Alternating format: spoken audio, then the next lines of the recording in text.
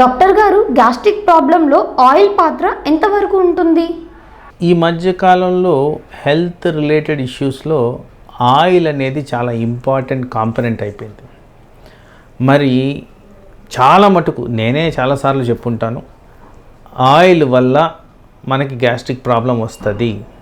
తర్వాత ఎక్కడైతే ఆయిల్ ఉంటుందో, అంటే అధికంగా ఆయిల్ ఉంటుందో అక్కడ ఉప్పు పదార్థాలు, కారము, masala, lot of exposure to heat అనేది ఎక్కువగా జరిగే ప్రక్రియ. అంటే ఆయిల్ ఎక్కువ వేసిన దగ్గర ఫ్రై అనేది ఎక్కువ జరుగుద్ది. మరి రీసెంట్ ఎవిడెన్సెస్లో ఏం జరుగుతుంది? ఈ ఆయిల్ని ఎక్కువగా ఫ్రై చేసిన దానివల్ల డీన్యాచురలైజేషన్ జరిగి ఇవి క్యాన్సర్ కణాలు పుట్టించే విధంగా హానికరంగా బాడీకి తయారవుతున్నాయి. కాబట్టి ఆయిల్ ఎక్కువగా వాడడం అనేది కరెక్ట్ కాదు. అది ఎటువంటి ఆయిల్ అయినా కానీ.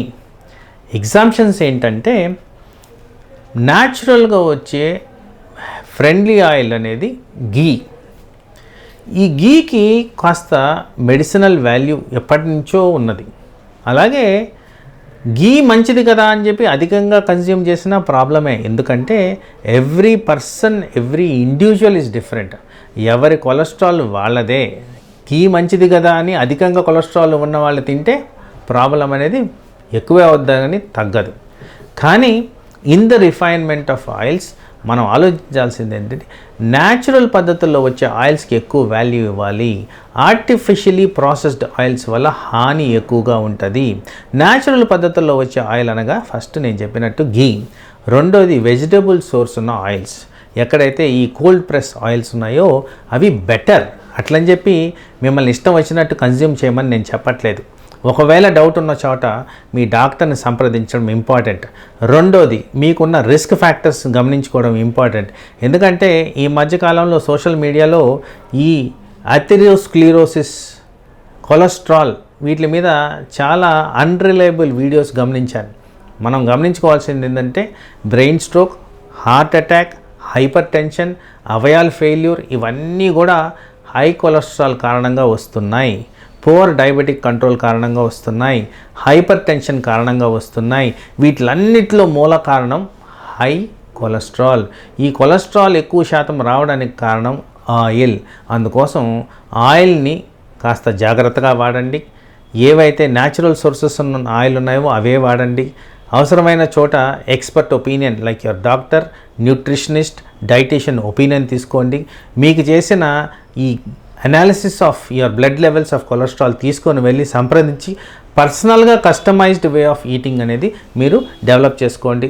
ఆ విధంగా oil related complications, gastric problems రాకుండా మనం కాపాడుకోవచ్చు. డాక్టర్ గారు, గ్యాస్ట్రిక్ ప్రాబ్లం అనగానే చాలామంది over the counter medicine use చేస్తూ ఉంటారు కదా, దీని మీద మీ కామెంట్ ఏమిటి?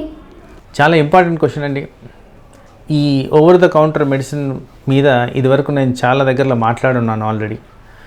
ఓవర్ ద కౌంటర్ మెడిసిన్ అనేది కొంత లిమిటెడ్గా కొన్ని మెడిసిన్సే వాడాల్సిన అవసరం ఉంది. అది కూడా కొంత అండర్స్టాండింగ్తో. అన్ఫార్చునేట్గా ఇర్రాషనల్ యూసేజ్ ఆఫ్ మెడిసిన్ అనేది నేను చాలా తరచుగా చూస్తూ ఉన్నాను. ఇక్కడ ఇర్రాషనల్ యూసేజ్ అంటే ఫస్ట్ ఆఫ్ ఆల్ కండిషన్కి తగ్గిన మెడిసిన్ వాడుతున్నామా లేదా అనేది ఇంపార్టెంట్. ఎందుకంటే ఈ గ్యాస్ట్రిక్ ట్రబుల్ అనేది ఒక ఊత పదంలాగా వాడుతున్నారు. అండర్స్టాండింగ్ తక్కువతో దాని మీద ట్రీట్మెంట్ అనేది జరుగుతుంది. సో నేను చెప్పిన విధంగా గ్యాస్ట్రిక్ ట్రబుల్ ఆరిజినేషన్ అనేది చాలా different areas like stomach, oesophagus అంటే upper part of the stomach, పేగు, మలబద్ధకం, లివర్, ప్యాంక్రియాస్, వేరే ఏరియాస్ ఆఫ్ ఆర్గన్ ఇన్వాల్వ్మెంట్, మనం వాడే మెడిసిన్స్, వీటిలన్నిటి కారణంగా వస్తుంది. ప్రతిదానికి ఒక విధమైన అప్రోచ్ ఉంది. అది స్పెషలిస్ట్ని సంప్రదిస్తే కానీ దాన్ని హైలైట్ కాదు. కానీ తరచుగా నేను గమనించేది ఏంటంటే, షాప్ దగ్గరికి వెళ్ళేసి వాళ్ళు ఇచ్చిన మెడిసిన్ వేసుకోవడం అనేది జరుగుతుంది. అది కూడా ఇన్అడిక్యువేటెడ్ డోసెస్, ఇన్అడిక్యువేట్ టైం అండ్ అది కాంప్లికేషన్కి దారి తీయడం తప్ప ఇంకా వేరే విధంగా మనము చూడట్లేదు. సో మోస్ట్ ఇంపార్టెంట్గా మనం గమనించుకోవాల్సింది, ఆ ట్యాబ్లెట్లు ఇర్రాషనల్గా వాడినందుకు అనర్థాలు కూడా చాలా జరిగేదానికి. ఫర్ ఎగ్జాంపుల్, ఈ కామన్గా వాడే ఈ ప్రోటాన్ పంప్ ఇన్హిబిటర్స్ అంటాం, అంటే ఒమేజు ప్యాన్ లాంటి ట్యాబ్లెట్ల వల్ల మనకి పోషకాహారాల లోపాలు చాలా ఈజీగా వస్తాయి. మోస్ట్ కామన్గా విటమిన్ లోపాలు, మినరల్స్ లోపాలు, కిడ్నీ మీద ఒత్తిడి, ఇలాంటివన్నీ అండ్ మాల్ అబ్జార్ప్షన్ సిండ్రోమ్స్ చాలా జరుగుతాయి ఇలాంటివి.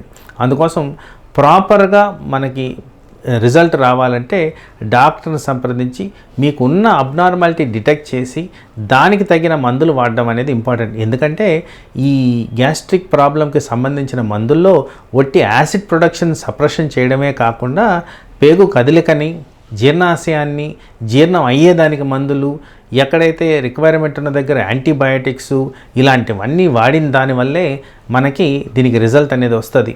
ఏదైతే నిర్ధారించకుండా వాడతామో ఎప్పుడు కూడా మీకు పర్మనెంట్ సొల్యూషన్ రాకుండా దీర్ఘకాలంలో సమస్యలు వస్తూ కొన్నిసార్లు తీవ్రమైన ఒత్తిడికి కనీసం పట్టించుకోనందుకు క్యాన్సర్ కూడా దారితీసే విధంగా జరుగుద్ది. కాబట్టి మనం చాలా జాగ్రత్తగా ఉండాల్సిన అంశం అది.